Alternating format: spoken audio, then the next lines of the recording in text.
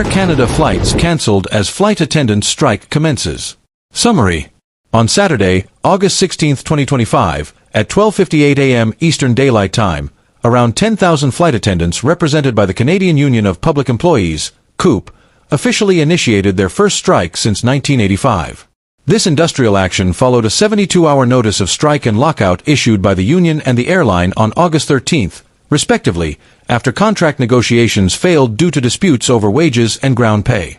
Flight disruptions and cancellations. Air Canada and its budget subsidiary, Air Canada Rouge, have completely ceased operations, resulting in a total suspension of their primary services.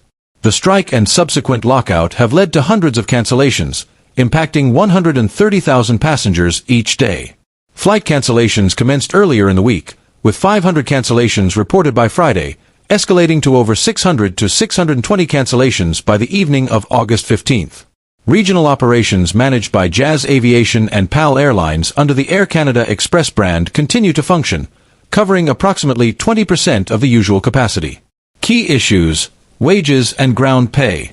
Flight attendants are advocating for compensation for ground duties, activities such as boarding, safety checks, and deplaning, which are currently unpaid.